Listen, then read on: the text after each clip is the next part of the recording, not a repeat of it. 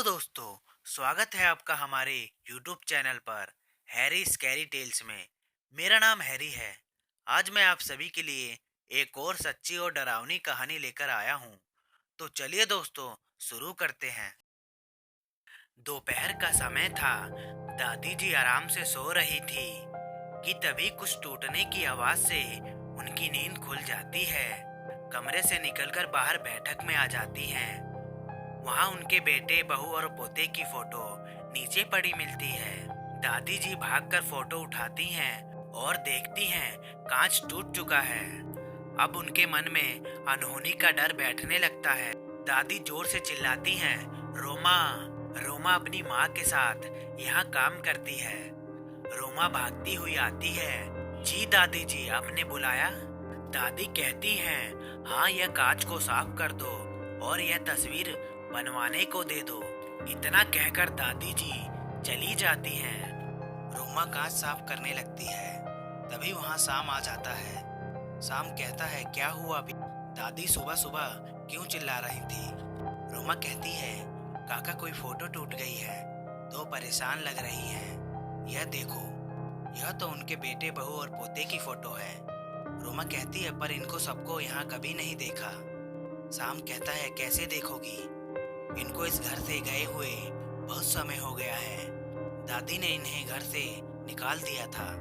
उसके बाद वो लोग कभी नहीं आए। बस कभी कभी फोन आता है। लाओ ये फोटो मुझे दे दो, मैं ठीक करा लूँगा। रोमा फोटो दे देती है और चली जाती है। दादी अपने कमरे में बेचैन सी घूम रही होती है। उनका मन डर रहा है कि कहीं कुछ अनहोनी ना हो। तभी वहाँ रोमा आ जाती है और दादी से कहती है, दादी जी, रात का खाने का समय हो गया है, आप आ जाइए।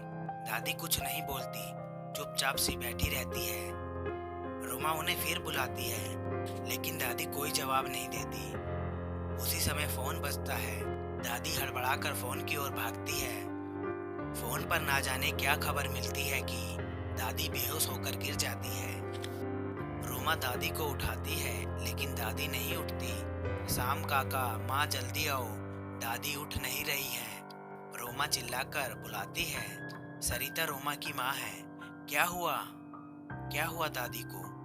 चल जल्दी से उठाकर बिस्तर पर लिटाते हैं। सरिता रोमा से पूछती है, दादी को क्या हुआ? शाम भी वहाँ आ जाता है और पूछता है कि क्या हुआ था।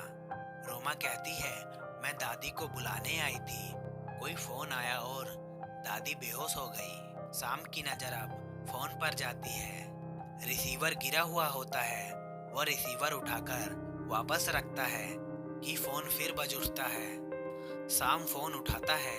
वो भी खबर सुनकर खामोश हो जाता है। सरिता और रोमा दादी के हाथ पांव घिस रही होती हैं। सरिता शाम को कहती है, किसका फोन था?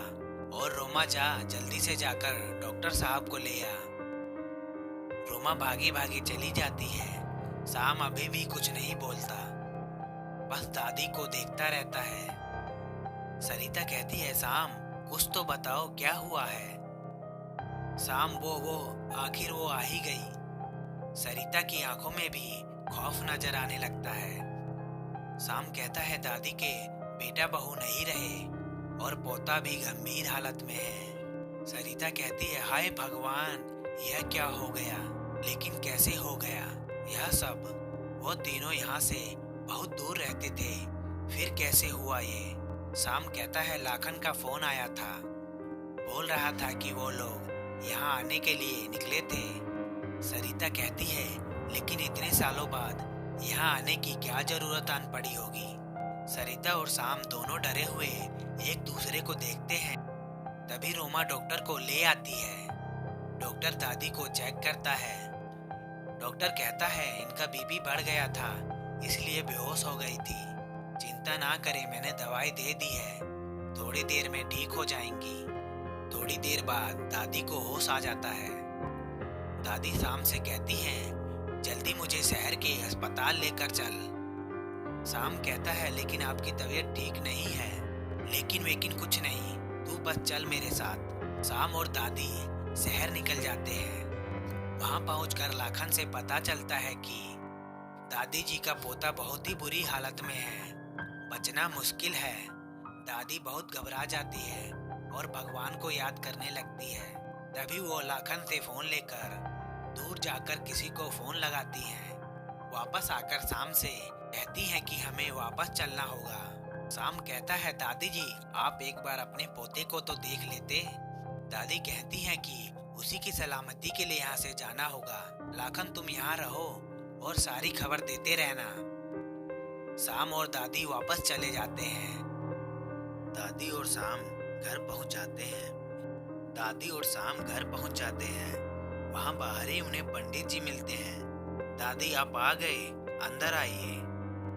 पंडित जी कहते हैं, आखिर वो आ ही गई। जैसे ही आपका फोन आया मैं सारी सामग्री ले आया हूँ। आपने अपने पोते को देखा तो नहीं? दादी कहती हैं, मैंने मन को मना लिया लेकिन देखा नहीं। पर आपने उसे देखने को क्यों मना किया? मुझे कुछ समझ में नहीं आ रहा है और ये भी पता नहीं चल रहा है वो लोग इतने समय बाद यहाँ क्यों आ रहे थे, जबकि उनको पता है यहाँ आना खतरे से खाली नहीं है। दादी यह बोलकर रोने लगी।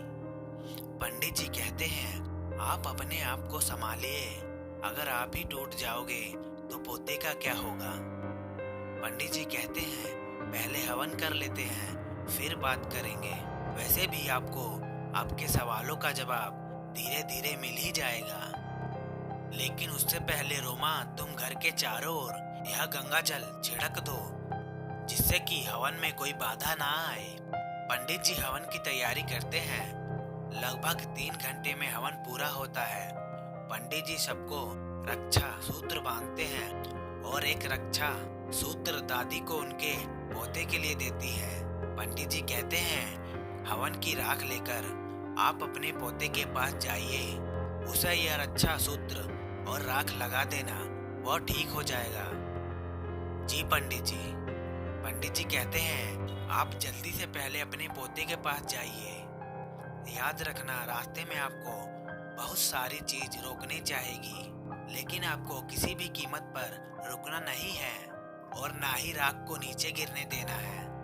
जब भी सामने कुछ विचलित करने वाला दिखे या कोई आपको रुकावट मिले तो रक्षा सूत्र पर हाथ रखकर हनुमान चालीसा बोलने लगना। दादी और शाम शहर की तरफ निकल पड़ते हैं। शाम होने लगती है कि तभी रास्ते पर उन्हें कोई औरत रोती हुई दिखाई देती है। उसका रोना इतना तेज था कि उन्हें 2 किलोमीटर से भी सुनाई दे रहा था। शाम इतने में कहता है, दादी जी वो औरत देखो। दादी कहती है, रुकना नहीं शाम, याद रखना पंडित जी ने क्या कहा था। जैसे जैसे गाड़ी उस औरत के पास जाने लगी उसका रोना और तेज हो गया। अब वो औरत एक काले साए में बदल गई। धीरे धीरे रोना डरावनी आवाज में बदल गया। वो काला साया पूरे आसमान में छा गया। शाम को ही रात हो गई और वो भी ऐसी भयानक रात जिसे देखते ही रूह कांप जाएगी। कुत्ते के रोने की आवाज आने लगी। इतना काला आसमान कभी नहीं हुआ होगा। अस्पताल पहुंचने में सिर्फ आधा घंटा था। यह समय दादी और शाम के लिए बहुत मुश्किल से भरा हुआ था। कभी उनको अपने पोते की लाश दिखाई देती तो कभी ऐसा लगता कि उनका बेटा रोते हुए उनको बुला रहा है। शाम को भी अपनी पत्नी और बच्चे की लाश दिखाई देती, जिससे वो बहुत घबराने लगता। लेकिन दादी जी उसको समझाती कि यह सब छलावा है, हमें पंडित जी की बातों को याद रखना है। दादी और शाम हनुमान चालीसा का पाठ किए जा रहे थे। जैसे तैसे अस्पताल पहुंच जाते हैं, लेकिन उनकी मुसीबत अभी कम नहीं होती। अस्पताल के बाहर सभी जगह आग लगी मिलती है। दोनों बहुत घबरा जाते हैं। मदद के लिए आवाज लगाने लगते हैं, लेकिन कोई नहीं आता। धीरे धीरे आग बढ़ने लगती है और बहुत ही विशाल रूप ले लेती है। आग में एक काला साया उभरता है। छोटे से रूप से बहुत विशाल रूप ले लेता है। फिर एक डरावनी हंसी सुनाई देती है। दादी जी समझ जाती है कि यह सब उसका काम है। दादी जी और शाम रक्षा सूत्र पर हाथ रखकर हनुमान चालीसा बोलने लगते हैं। उनके हनुमान चालीसा बोलते ही वह साया और आग गायब हो जाती है। अब दादी जी और शाम अस्पताल के अंदर जाते हैं। उनका पोता आईसीयू में रहता है। वो लोग वहां जाते हैं। आईसीयू के बाहर पहुंचकर दादी जी अपनी झोली से राख की पोटली निकालती हैं। आईसीयू का गार्ड उन्हें चेकिंग के लिए रोक लेता है। वो चेकिंग करने वाला होता है, तभी उसको दादी जी के हाथ में पोटली दिखती है। वह दादी जी को पोटली की ओर इशारा करके पूछता है, इसमें क्या है? दादी जी बोलने वाली होती है कि इतने में गार्ड कहता है, अच्छा लाइए मैं देखूं कौन सी दवाई है। शाम कहता है, जी हम कह रहे हैं ना दवाई है, फिर देखने की क्या जरूरत है। गार्ड गुस्सा होकर, आप मुझे बेवकूफ समझते हैं क्या? रोज 50 लोगों को देखता हूँ आप जैसे। लाओ दिखाओ मुझे। आईसीयू में कुछ भी ले जाने की अनुमति नहीं है। अगर यह सिर्फ दवाई है तो आप ले जा सकते हो, लेकिन पहले चेक करवाना होगा। और इतने में गार्ड सीनियर सिक्योरिटी ऑफिसर को भी बुला लेता है। अब दादी जी और शाम को वो पोटली सीनियर ऑफिसर को देनी पड़ती है। जब सीनियर ऑफिसर पोटली खोलता है तो उसमें राख देखकर कहता है कि इसमें दवाई कहाँ है और यह क्या मिट्टी भरी हुई है इसमें। इतने में शाम कहता है कि यह हवन की राख है, इनके पोते को लगानी है, कृपया आप इसे हमें ले जाने दीजिए। गार्ड कहता है, सर ये लोग झूठ बोल रहे हैं, अभी बोल रहे थे कि इसमें दादी जी की दवाई है और देखो क्या निकला। मुझे तो यह विस्फोटक पदार्थ लग रहा है।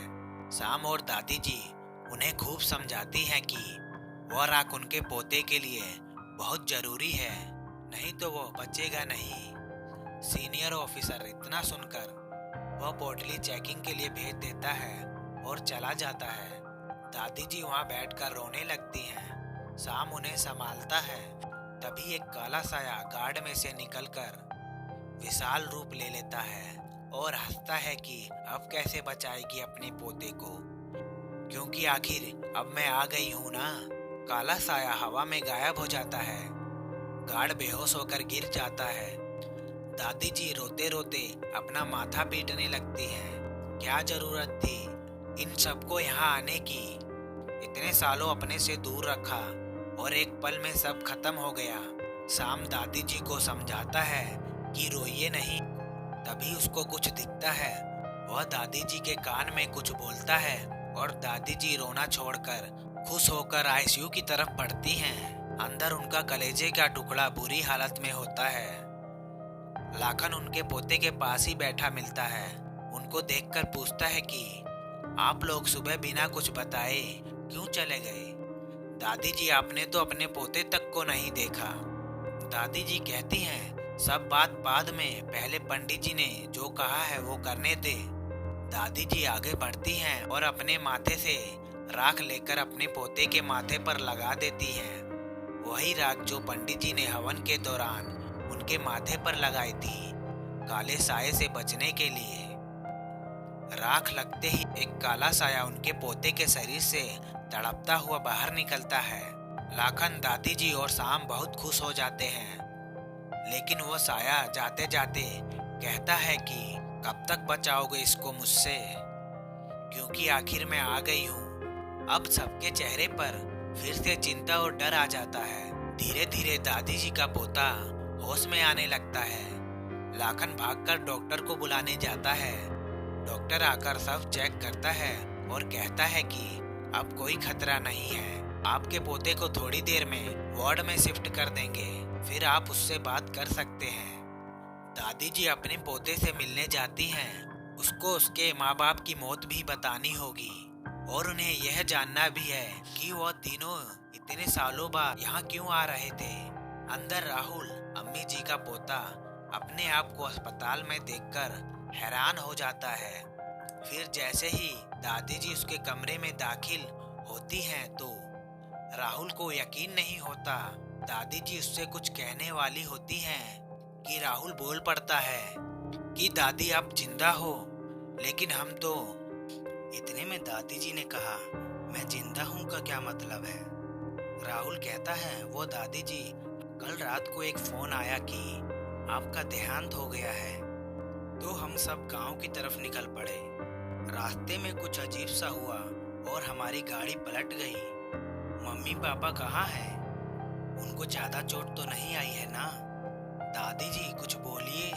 दादी जी कुछ बोलती इससे पहले ही राहुल बेहोश हो गया। दादी जी ने नर्स को बुलाया। नर्स ने चेक करके बताया कि एकदम से तनाव और दवाई की वजह से ऐसा हुआ है। आप चिंता ना करें, थोड़ी देर में होश आ जाएगा। दादी जी बाहर आ जाती हैं। लाखन दादी जी से पूछता है, कैसा है अब राहुल?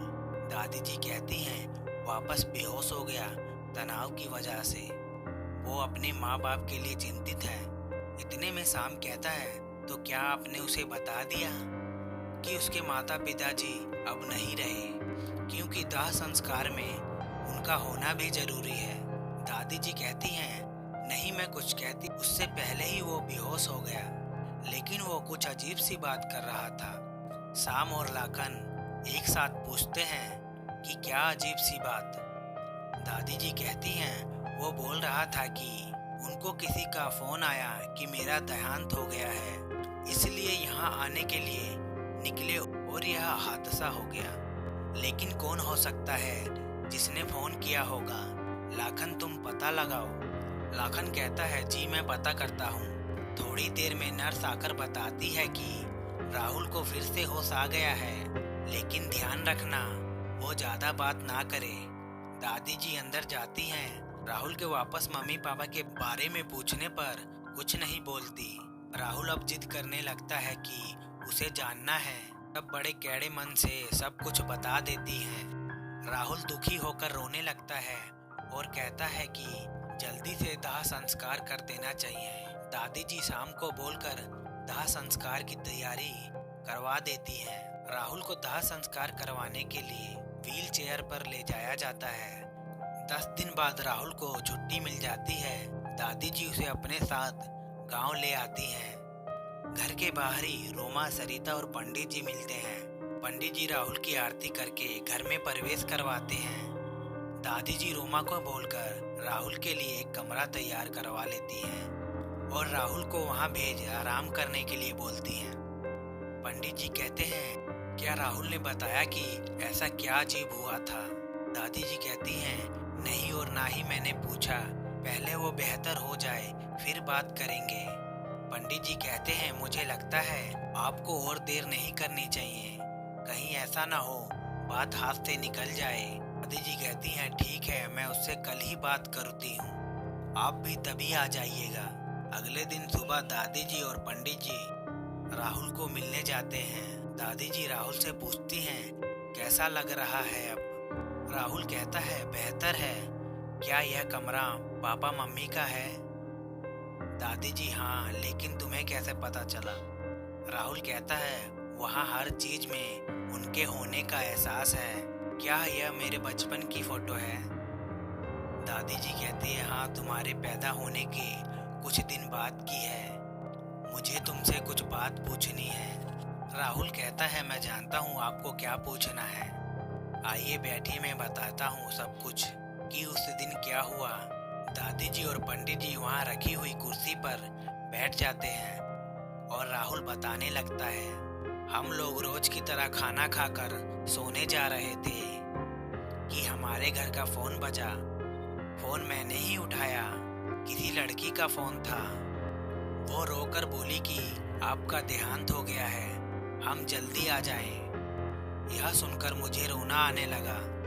मम्मी पापा के पूछने पर बड़ी मुश्किल से बता पाया। यह सुनकर वो दोनों भी रोने लगे। संभल कर बोला कि हमें निकलना चाहिए। उस वक्त 11 बजे होंगे। हम लोग फटाफट घर से निकले। पापा इस हालत में नहीं थे कि गाड़ी चला पाते, इसलिए मैं ही गाड़ी चला रहा था। सब कुछ सही चल रहा था लेकिन जब हम अपने शहर की सीमा के बाहर निकले और इस शहर में घुसे, तब अचानक से अंधेरा कुछ ज्यादा ही हो गया। मैं गाड़ी चला रहा था, मुझे कुछ साफ नजर नहीं आ रहा था। सड़क के किनारे लाइट जल तो रही थी, लेकिन उनका कुछ खास असर नहीं था। एकदम से मुझे सड़क पर एक बच्ची नजर आई। वो सड़क के बीच में आकर बैठ गई। मैंने गाड़ी रोकी और ध्यान से उसकी ओर देखा। उसके कपड़े पर खून लगा हुआ था और चेहरा भी पूरा खून से सना हुआ था। मुझे लगा उसके साथ जरूर कुछ बुरा हुआ है, इसलिए उसकी मदद के लिए मैं गाड़ी से उतरा। मैंने उससे पूछा कि क्या हुआ बेटा आपको? क्या आपको चोट लगी है? आपका घर कहाँ है? उस लड़की ने मुझे घूर कर देखा पर कुछ कहा नहीं। मैंने दोबारा पूछा, तब उसने बहुत भारी भयानक आवाज में कहा कि आखिर तुम आ ही गए। कब से तुम्हारा इंतजार था, कब से तुम्हारा इंतजार था मुझे। उस बच्ची की आवाज यह बोलते वक्त इतनी भयानक हो गई, इतनी भयानक हो गई थी कि मैं डर के पीछे हट गया। वह बच्ची मेरे करीब आने लगी और बोलने लगी, कोई नहीं बचेगा, अब सब मारे जाओगे, वो आ गई है। ऐसा बोल वो हंसने लगी। उसकी हंसी देख मैं बहुत घबरा गया और दौड़कर वापस गाड़ी में आ गया। वहाँ मम्मी पापा भी बहुत डरे हुए बैठे थे। मैंने जैसे ही गाड़ी स्टार्ट करनी चाही तो गाड़ी स्टार्ट नहीं हो रही थी। तभी महसूस किया कि वह बच्ची हमारी गाड़ी में पीछे मम्मी पापा के बीच में बैठी हुई है और दोनों का गला दबा रही है। धीरे धीरे उस बच्ची का रूप बदलने लगा। वह एक औरत में बदल गई जिसके बाल चेहरे पर बिखरे हुए थे, आंख में आग दिखाई दे रही थी। धीरे धीरे वो औरत एक काले साए में बदल गई और उस काले साए ने हम सबको अपने आगोश में ले लिया। यह सब इतना जल्दी हो गया कि मैं कुछ कर ही नहीं पाया। फिर मैं बेहोश हो गया। जब आंख खुली तो अस्पताल में पाया। यह बोलकर राहुल मम्मी पापा को याद कर रोने लगा। काश भगवान मेरी जान ले लेते, लेकिन उन दोनों को बचा लेते। राहुल रोते हुए बोला। दादी जी राहुल को गले लगाकर खुद भी रोने लगी। पंडित जी ने दोनों को संभाला और कहा, जो चला गया उनका दुख तो होगा ही, लेकिन अभी जो है उसको बचाना है। पंडित जी को समझ में नहीं आ रहा था कि उसने राहुल को वहाँ क्यों नहीं मारा। इतने में राहुल पूछता है, यह कौन है जिसने मम्मी पापा को मारा और मुझे भी मारना चाहती है? दादी जी कहती हैं, चाहती नहीं, चाहती है। अब समय आ गया है कि तुम्हें सब सच बताया जाए। कैसा सच दादी? दादी जी कहती हैं, वही सच आज तक तुम्हें नहीं बताया गया, हम सब ने तुमसे छुपाया। राहुल कहता है, दादी जी आप गोल गोल बात ना करें, जो बात है वो बताइए। ठीक है तो सुनो। बात तब की है जब मेरी शादी तुम्हारे दादाजी के साथ हुई थी। उस समय हमारे परिवार की शान किसी राजघराने से कम नहीं थी। मैं इस घर में दुल्हन बनकर आ गई, लेकिन तुम्हारे दादाजी को मैं कुछ खास पसंद नहीं थी। पिता के कहने पर उन्होंने मुझसे शादी कर ली थी। उस जमाने में ऐसा ही होता था। कुछ समय बाद पता चला कि तुम्हारे पापा इस दुनिया में आने वाले हैं। सब मेरा ख्याल पहले से ज्यादा रखने लगे। मेरे लिए एक दाई रख दी गई जो पूरे दिन मेरे खाने पीने और बाकी चीजों का ध्यान रखती थी। वो दाई भला की खूबसूरत थी। काले लहरते बाल जैसे रेशम की डोरी हो, नीली आंखें बिल्कुल किसी झील की तरह, हर कोई उसमें डूबना चाहे, इतनी खूबसूरत थी वो, बस देखते ही जाएं। लेकिन गरीब घर में पैदा हुई थी, इस वजह से यहाँ काम करती थी। मोहिनी नाम था उसका। जैसा नाम वैसे ही उसे देखकर मोह जाते थे। शादीशुदा थी, लेकिन पति कुछ नहीं करता था। वह मेरा बहुत अच्छे से ध्यान रखती थी।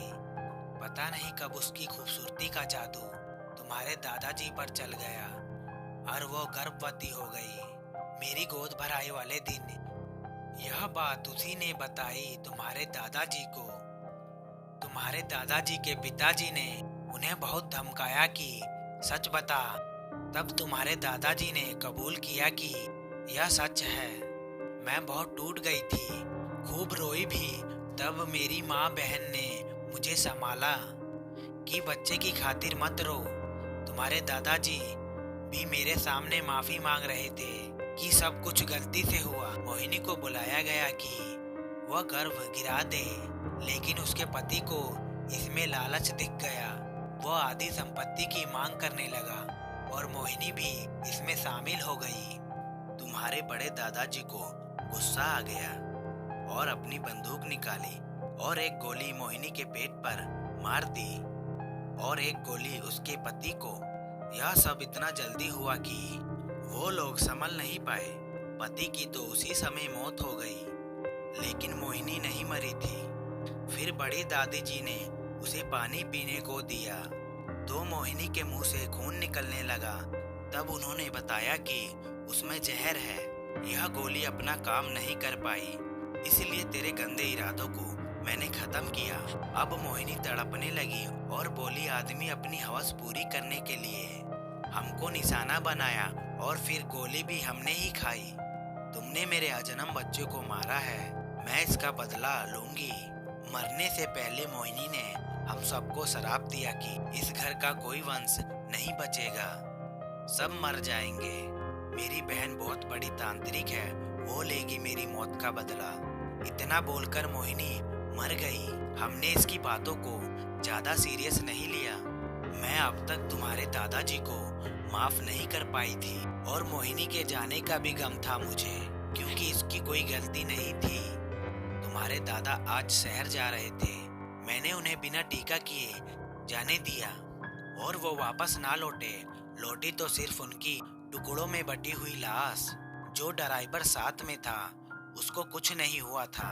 उसने बताया कि उसको एक काला साया नजर आया जिसकी नीली आंखें थी। उन नीली आंखों ने उसे सम्मोहित कर दिया और वो गाड़ी को कच्चे पुल पर ले गया। पुल टूट गया और गाड़ी नीचे सूखी नदी में गिर गई। ड्राइवर जैसे तैसे बाहर निकला और तुम्हारे दादाजी को निकालने लगा कि तभी दो पेड़ गाड़ी के ऊपर गिर गए, जिससे गाड़ी पिचक गई और तुम्हारे दादाजी की मौत हो गई। मुझे आज भी लगता है कि उस दिन उनको तिलक किया होता तो ऐसा नहीं होता। फिर 2 दिन बाद तुम्हारे बड़े दादाजी बंदूक साफ करते हुए मर गए। वो जब भी बंदूक साफ करते थे तब गोली निकाल देते थे, लेकिन उस दिन पता नहीं कहां से गोली आ गई उसमें और उन्होंने खुद पर ही चला ली या चल गई। इसका कुछ पता नहीं है आज तक। बड़े दादाजी की अर्थी ले जा रहे थे, तब घर में बड़ी दादी जी ने जहर पीकर आत्महत्या कर ली। मैं इन सब से इतना घबरा गई थी। सब काम खत्म करके मैं अपने मायके आ गई। कुछ दिनों बाद मैंने तुम्हारे पापा को जन्म दिया। मुझे वापस यहाँ आने में डर लग रहा था, लेकिन यहाँ का कारोबार संभालने वाला कोई नहीं था, इसलिए अपने बड़े भाई को यहाँ भेज दिया। उसने सब कुछ संभाला, लेकिन 1 महीने बाद उसकी भी रहस्यमय तरीके से मौत हो गई। अब मैं अपने 6 महीने के बच्चे को मायके में छोड़कर यहाँ आ गई। शुरू में तो 2-3 दिन यहीं रुकी, फिर चली जाती मायके। अब बेटा स्कूल जाने लगा था। जब बेटा स्कूल जाने लगा तब ज्यादा रुकना शुरू किया और वो जब आगे की पढ़ाई के लिए दूसरी जगह चला गया तब यहीं आ गई मैं। हालांकि मुझे मोहिनी ने कभी मारने की कोशिश नहीं की, क्योंकि शायद वो मुझे अपना कातिल नहीं समझती थी। मैंने शुरू से ही अपने बेटे को पंडित जी का दिया हुआ मंत्रों से बांधा हुआ धागा पहनाया था। उसके साथ छोटी मोटी घटना होती थी, लेकिन मोहिनी उसे छू नहीं पाती थी। कुछ समय बाद बेटे ने एक लड़की से प्रेम विवाह करना चाहा। मैंने हामी भर दी, लेकिन पहले दोनों को बैठाकर सच बताया। दोनों को फिर भी साथ रहने में कोई दिक्कत नहीं थी, तो उनका धूमधाम से विवाह किया। एक दिन बहू ने जिद की यहाँ आने की। मैं उसकी जिद के आगे हार गई। जब वो लोग यहाँ आए तो हर दिन कुछ ना कुछ हो जाता। एक रोज वो मंदिर दर्शन को गई तो तुम्हारी माँ सीढ़ियों से गिरी और उसका अजन्म बच्चा मर गया। वो लोग मंदिर से आने के बाद मुझे बताने वाले थे कि वह गर्भवती है, लेकिन वह खुशी मुझे ना मिल सकी। अगले दिन मैंने ही उन्हें यहाँ कभी ना आने की कसम के साथ वापस भेज दिया। अब जब मन होता तो मैं ही मिल आती थी। कुछ समय बाद तुम्हारे आने का पता चला। पंडित जी को बुलाया, खूब हवन करवाया। तुम्हारे जन्म के बाद एक बार और यहाँ आने की जिद कर रही थी, लेकिन मैंने आने नहीं दिया। इसलिए हमेशा ही मैं ही तुमसे मिलने आती थी। राहुल सब कुछ ध्यान से सुन रहा था। तभी उसका फोन बजता है। लाखन का फोन है। दादी जी, लाओ मुझे दो। हेलो राहुल बेटा, दादी जी से बात कराओ। दादी जी कहती हैं, मैं ही बोल रही हूँ। बोल, क्या हुआ? लाखन कहता है, मुझे पता चल गया है। वो फोन राहुल के घर से कहाँ से हुआ था? दादी जी कहती हैं, किसने किया था वो फोन? कहाँ से हुआ था का क्या मतलब? लाखन कहता है, मैं जो कहूँगा वो आपको यकीन नहीं होगा। वो फोन, लाखन इतना ही बोल पाता है और उसका फोन बंद हो जाता है। दादी जी कहती हैं, हाँ लाखन बताओ वो फोन कहाँ से आया था? राहुल कहता है, फोन कट गया है, लाइए मैं लगा देता हूँ। राहुल लाखन को फोन लगाता है, लेकिन फोन नहीं लगता। शायद नेटवर्क नहीं होगा या बैटरी खत्म हो गई होगी। थोड़ी देर बाद फिर करूँगा। दादी जी कहती हैं, यही हो तो अच्छा हो। राहुल तुम आज ही शाम वापस चले जाओ, यहाँ रहना ठीक नहीं है। लेकिन दादी जी, मैं आपको अकेला छोड़कर नहीं जा सकता हूँ। दादी जी कहती हैं, मैं नहीं कहीं जा सकती हूँ, तुम चले जाओ। राहुल कहता है, दादी जी हम लोग कब तक डरते रहेंगे ऐसे? इसका कुछ तो हल निकालना होगा। दादी जी कहती हैं, इसका कोई हल नहीं है। वो जब तक हमारे वंश को खत्म नहीं करेगी, शांत नहीं रहेगी। राहुल कहता है, लेकिन उसके साथ जिसने भी गलत किया था उन सबसे तो बदला ले चुकी है ना? दादी जी कहती हैं, और उसके अजन्म बच्चे का क्या? मैं बोल रही हूँ ना, तुम चले जाओ यहाँ से, इसका कोई हल नहीं है। इतने में पंडित जी कहते हैं, एक रास्ता है। राहुल कहता है, क्या? अगर किसी आत्मा को मुक्त कर दिया जाए। दादी जी कहती हैं, लेकिन यह कैसे हो सकता है? मुक्ति तो परिवार के लोग ही दिला सकते हैं, और इसके परिवार में कोई है ही नहीं। आत्मा अपना पूरा बदला करके ही मुक्त होती है ना? पंडित जी कहते हैं, जिसने भी उसके साथ अन्याय किया था वो उन सबको मार चुकी है। आपकी बहू बेटे के अजन्म बच्चे को मारकर वह बदला ले चुकी है। राहुल कहता है, आपने सही कहा पंडित जी, और दादी जी परिवार भी है उसका। उसने मरने से पहले कहा था कि उसकी बहन बहुत बड़ी तांत्रिक है, वह उसका बदला लेगी। इसका मतलब बहन है और उसका परिवार भी होगा। हमें बस उसे ढूंढना है। आपको याद है क्या वो कहाँ से आए थे? इतने में पंडित जी कहते हैं, तुम बिल्कुल सही कह रहे हो। दादी जी कहती हैं, नहीं अभी तो मुझे कुछ याद नहीं आ रहा है। राहुल कहता है, ठीक है आप समय लीजिए और याद कीजिए। ठीक है अभी तुम आराम करो, मैं सोचती हूँ। चलिए पंडित जी। दादी जी और पंडित जी चले जाते हैं। राहुल सारी बात सोच रहा होता है कि क्या क्या हुआ अब तक। दादी जी ने सबकी मौत कैसे देखी होगी। इतने में उसका फोन बजता है। कोई नाम नहीं लिखा होता। वो सोचता है कि किसका फोन होगा। सोचते सोचते फोन उठाता है। हेलो, आप राहुल बोल रहे हैं? जी हाँ, लेकिन आप कौन? वो व्यक्ति कहता है, लाखन से आपकी बात हो गई क्या?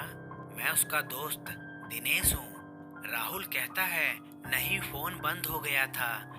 लेकिन तुम्हें कैसे पता लाखन मुझे फोन करेगा? दिनेश कहता है, भैया लाखन ने मुझे एक लेटर देकर कहा था कि उसके जाने के 1 घंटे बाद आपको फोन करे। अगर आप दोनों की बात हो गई है तो लेटर को फाड़ दूं, और नहीं तो बिना पढ़े आपको इसकी फोटो भेजकर फाड़ दूं। मैं आपको फोटो भेज रहा हूँ, आप देख लीजिए। ठीक है भेजो। राहुल सोचता है कि ऐसा क्या होगा उस लेटर में। थोड़ी देर में ही दिनेश के नंबर से राहुल को एक फोटो मिलती है। वो एक लेटर है जो लाखन ने राहुल को लिखा था। अगर आप यह लेटर पढ़ रहे हैं तो मैं मतलब कि मैं मर चुका हूँ। इतना पढ़कर राहुल घबरा जाता है और अपने मोबाइल से लाखन को फोन लगाने लगता है। इस बार भी लाखन का फोन नहीं लगता। राहुल रोने लगता है क्योंकि लाखन सिर्फ घर का काम करने वाला ही नहीं बल्कि उसका बहुत अच्छा दोस्त भी था। रोते रोते उसे लेटर का ध्यान आता है। वह साया आपको मारना चाहता है, इसलिए वह आपको सच का पता नहीं चलने देना चाहता है। मुझे दादी जी ने उस फोन के बारे में पता करने को बोला था जिस फोन के चक्कर में आप लोग यहाँ आने को निकले थे। आपको यकीन नहीं होगा, वह फोन यहीं से किया गया था। इसका मतलब घर के किसी सदस्य ने ही वो फोन किया था। अब आपको पता करना होगा कि वह कौन है। ध्यान रखना ये बात ज्यादा लोगों को पता ना लगे। मैं चाहता तो खुद यह लेटर आपको भेज सकता था, लेकिन वो साया मुझे ऐसा नहीं करने देता। इसलिए अपने दोस्त को कसम दी कि वो इसे ना पढ़े, क्योंकि जो भी सच जानेगा वो मरेगा। सच ढूंढने के दौरान मुझे एक महात्मा मिले। उन्होंने कहा था कि आत्मा लिखा हुआ नहीं पढ़ सकती है, इसलिए आप पढ़ने के बाद किसी को ना बताएं तो अच्छा है। लेटर पढ़कर राहुल हैरान हो जाता है। वह सोचने लगता है कि क्या करें। फिलहाल वो किसी को भी नहीं बताने का फैसला लेता है और अपने एक दोस्त को फोन कर लाखन के घर भेजता है। दोस्त थोड़ी देर में वापस फोन कर बताता है कि लाखन की मौत हो चुकी है। डॉक्टर ने बताया कि मौत हार्ट अटैक से हुई है।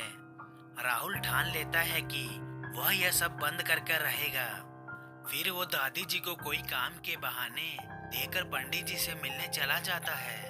राहुल पंडित जी से मिलने आता है। पंडित जी, हमें जल्दी ही इसका हल निकालना होगा, क्योंकि अब लाखन इस दुनिया में नहीं रहा। पंडित जी कहते हैं, यह कैसे हुआ और तुम्हें कैसे पता चला? राहुल कहता है, जब उसका फोन नहीं लगा तो मुझे चिंता हुई, इसलिए अपने एक दोस्त को उसके घर भेजा। वहाँ उसकी लाश मिली। उसे हार्ट अटैक आया था। राहुल लेटर वाली बात छुपा लेता है। पंडित जी कहते हैं, यह तो बहुत बुरा हुआ। लगता है इस आत्मा की शक्ति बढ़ती जा रही है। राहुल कहता है, हमें इसका हल निकालना होगा। ऐसे कब तक बैठे रहेंगे? हमें इसके परिवार वालों को ढूंढना होगा। पंडित जी कहते हैं, अगर हमें उसका परिवार मिल भी गया लेकिन वह लोग तैयार नहीं हुए तो तब क्या करेंगे? मैंने बहुत ही पहुंचे हुए गुरुजी से बात कर ली। थोड़ी देर में आते ही होंगे। थोड़ी देर में गुरुजी आ जाते हैं। राहुल और पंडित जी उन्हें अब तक की सारी बात बता देते हैं। अब राहुल वह खत वाली बात भी बता देता है। पंडित जी कहते हैं, यह वही गुरुजी हैं जिन्होंने सालों पहले तुम्हारे पिता, माता जी, दादी जी और तुम्हें भी अभिमंत्रित धागा बांधा था। यह मेरे गुरु भी हैं। इनके कहने से मैं आपके परिवार से जुड़ा हुआ हूँ। उस दिन जब तुम्हारा एक्सीडेंट हुआ तब इनका फोन मुझे आया था और इन्होंने ही हवन और बाकी सब काम करने को बताया। इन्हीं की वजह से आज तुम जिंदा हो। गुरुजी कहते हैं, नहीं, मेरी वजह से नहीं हो तुम, अपने अच्छे कर्मों की वजह से जिंदा हो। राहुल कहता है, गुरुजी अब हमें आगे क्या करना होगा? गुरुजी कहते हैं, हमें उस आत्मा को नष्ट करना होगा। अब जो मैं तुमको बताने जा रहा हूँ वो ध्यान से सुनना। उस आत्मा ने तुम्हारे घर के किसी सदस्य को के शरीर पर कब्जा कर रखा है। पहले हमें उसका पता लगाना होगा, फिर हमें महाकाली की पूजा और हवन करना होगा। यह सब हमें अमावस्या के पहले ही करना होगा, क्योंकि इस बार की अमावस्या पर शैतान योग बन रहा है जो 100 साल में एक बार बनता है।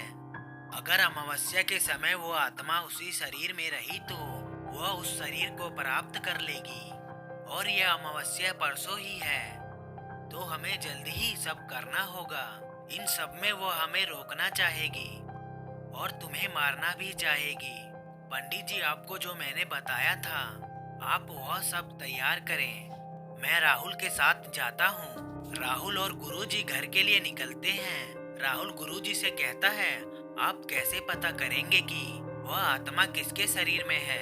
गुरुजी कहते हैं, यह गुलाल देख रहे हो, यह कोई आम गुलाल नहीं है।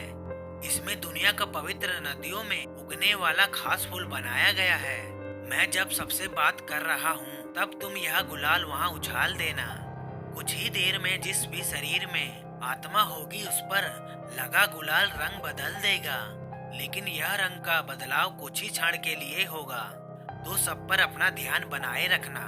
एक बात और, यह एक बहुत ही पवित्र गुलाल है, इसलिए अगर किसी कपटी के ऊपर भी गिरे तब भी ये रंग बदलेगा। अगर ये काले रंग में बदल गया तो समझ जाना आखिर इसी इंसान में है आत्मा। राहुल कहता है, जी गुरुजी।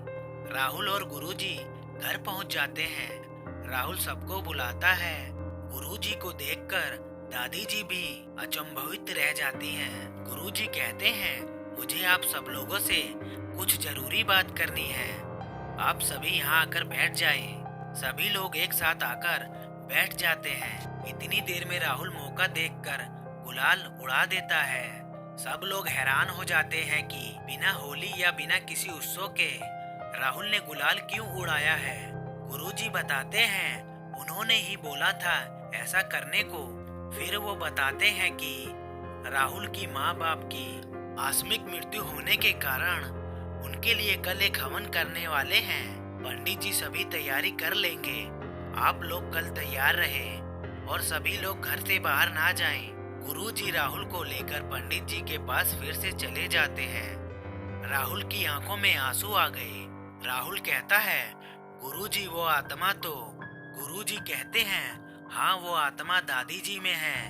हमें पहले ही शक था। पंडित जी ने हमें कुछ ऐसी ही बात बताई जिससे हमें पता चला कि वह आत्मा दादी जी के शरीर में अपना घर बना चुकी है। पंडित जी कहते हैं, जब तुम लोग अस्पताल से वापस आए तब अगले दिन दादी जी के हाथ में अभिमंत्रित धागा नहीं था और वह बार बार उस आत्मा के अजन्म बच्चे के बारे में दुखी हो रही थी। परिवार की अन्य सदस्य की मृत्यु पर उन्हें इतना दुख नहीं हुआ जितना कि उस आत्मा के अजन्म बच्चे की मृत्यु पर हुआ। एक खास बात और, जब तुमने बताया कि वह फोन तुम्हें यहीं से किया गया था तभी मैं समझ गया वह कोई नहीं बल्कि दादी जी ही कर सकती हैं, क्योंकि एक वही हैं जिनको पता था कि तुम लोग कहाँ रहते हो और तुम्हारे घर का नंबर भी उन्हें ही मालूम था। लेकिन एक बात समझ में नहीं आई, इतने सालों बाद उस आत्मा ने उनसे फोन क्यों करवाया? वह चाहती तो पहले भी कर सकती थी। राहुल कहता है, इसका जवाब मुझे समझ में आ गया। मम्मी पापा और मैं उस दिन हम लोग घूमने गए थे, तब उस जगह पर सुरक्षा कारण की वजह से मम्मी पापा का धागा खुलवा दिया गया क्योंकि उनमें ताबीज था। मैंने भी अपना धागा खोला था, लेकिन उसमें ताबीज न होने की वजह से मुझे कुछ न कहा गया। मैंने वो धागा जेब में रख लिया, लेकिन मम्मी पापा का ताबीज वाला धागा वहीं जमा करना पड़ा। उन्हें बोला आप घूमकर आने के बाद ले लेना।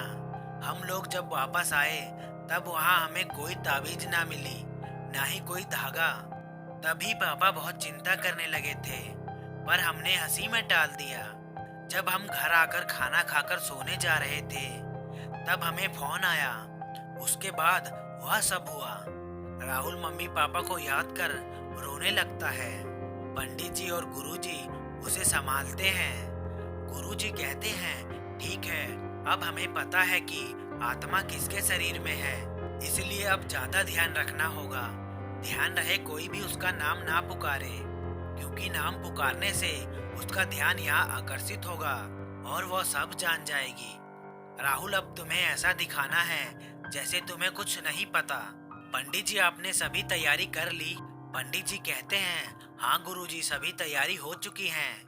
राहुल, अब तुम यह राख ले जाओ और घर के चारों ओर डाल देना ताकि वो आत्मा बाहर ना जा पाए। राहुल कहता है, ठीक है। राहुल वापस घर आ जाता है। सबसे छुपकर रात को राहुल घर के चारों ओर राख डाल देता है। अगले दिन गुरुजी और पंडित जी आते हैं, सब लोगों को बुलाते हैं। दादी जी तबीयत खराब का बहाना कर देती है। राहुल कहता है, अब क्या करेंगे गुरुजी? दादी जी तो नहीं आई, ऐसे में हम आत्मा को उनके शरीर से कैसे निकालेंगे? गुरुजी कहते हैं, तुम चिंता मत करो, वो नहीं आई तो भी पूजा का असर होगा ही, क्योंकि वह इस घर से बाहर नहीं जा सकती। गुरुजी सभी घर वालों को सारी बात बता देते हैं। सब डर जाते हैं कि इतने दिनों से वो लोग एक आत्मा के साथ रह रहे थे। गुरुजी समझाते हैं, डरिए नहीं।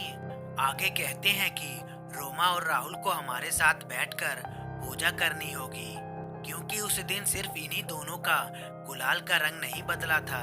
हमें दो लोग ऐसे चाहिए थे जो बिल्कुल निर्दोष हों। साम और सरिता ने कभी न कभी झूठ या छल कपट किया है। उनके गुलाल का रंग हरा हो गया था। ध्यान रखना कोई भी अपनी जगह से ना हिले। हो सकता है कि वो आत्मा हवन बंद करवाने के लिए दादी जी या राहुल पर हमला करे। गुरुजी और पंडित जी मिलकर हवन शुरू कर देते हैं। हवन शुरू होते ही मोहिनी को पता लग जाता है कि यह हवन दादी जी के बेटे बहू की शांति के लिए नहीं, बल्कि उसके लिए किया जा रहा है। अब मोहिनी बहुत गुस्से में आ जाती है।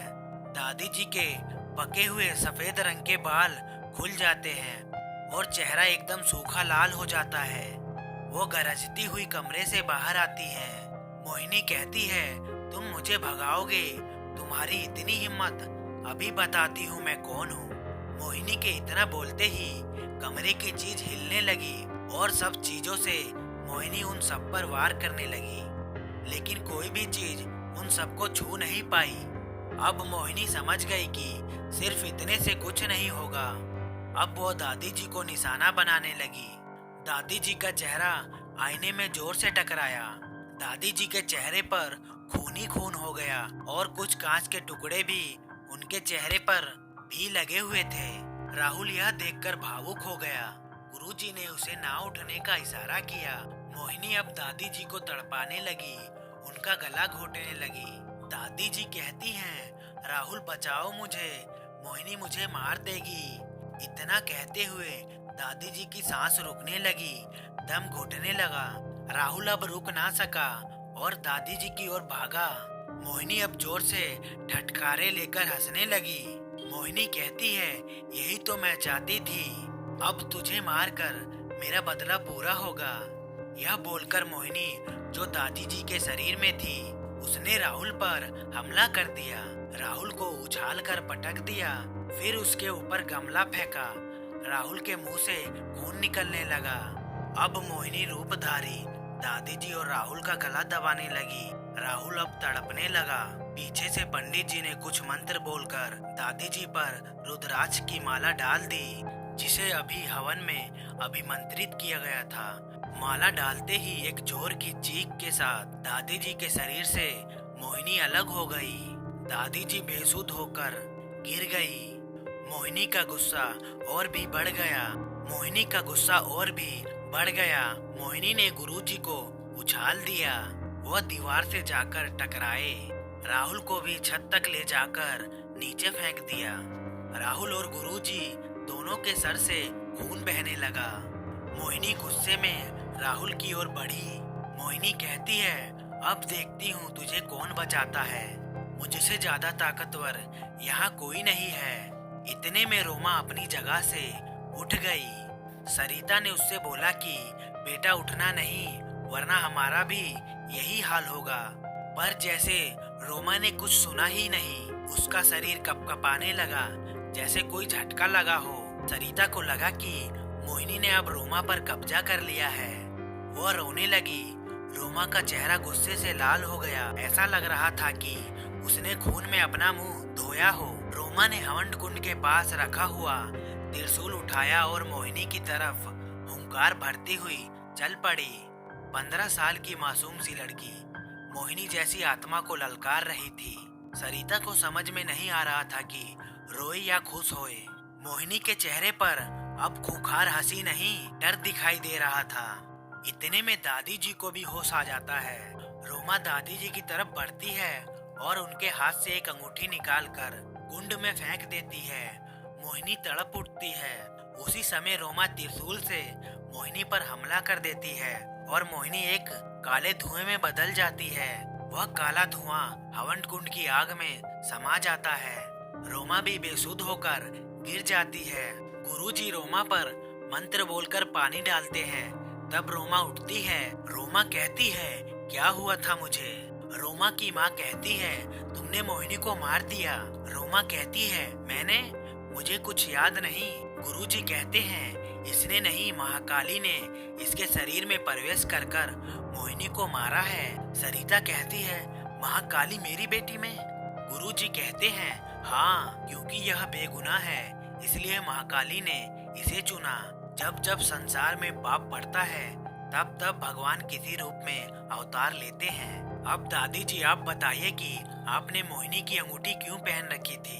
दादी जी कहती हैं जी गुरुजी, जब मोहिनी की मौत होने से पहले मेरी गोद भराई में मोहिनी ने मुझे वो अंगूठी तोहफे में दी थी। मोहिनी और मैं अच्छे दोस्त थे। उस दिन उसकी मौत का मुझे बहुत दुख हुआ और सब घर वालों पर गुस्सा आ रहा था। मोहिनी की कोई गलती ना होने पर भी उसे सजा मिली। दूसरे दिन मुझे मोहिनी का एहसास हुआ, फिर मुझे वो दिखाई दी। मैंने उसे बताया कि मुझे उसके लिए दुख है। उसने बोला कि वह सबसे बदला लेना चाहती है।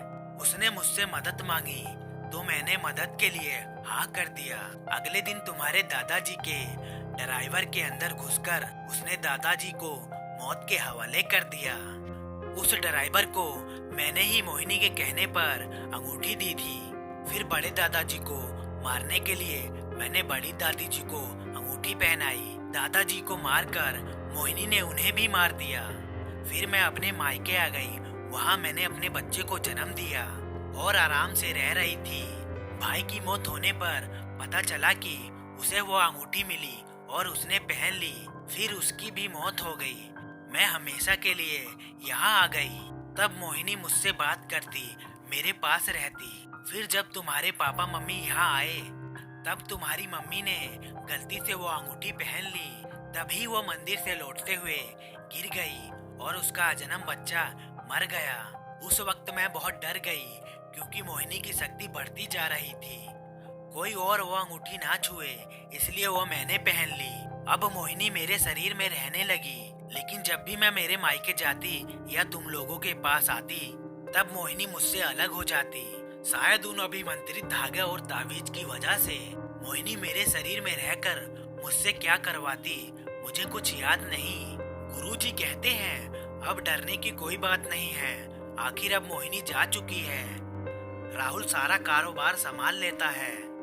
राहुल और दादी जी अब खुशी खुशी उस घर में आराम से रहते हैं। तो कैसी लगी आप लोगों को स्टोरी? लाइक और कमेंट कर कर जरूर बताएं और साथ में हमारे चैनल को भी सब्सक्राइब कर लें। मिलते हैं अगली वीडियो में। धन्यवाद।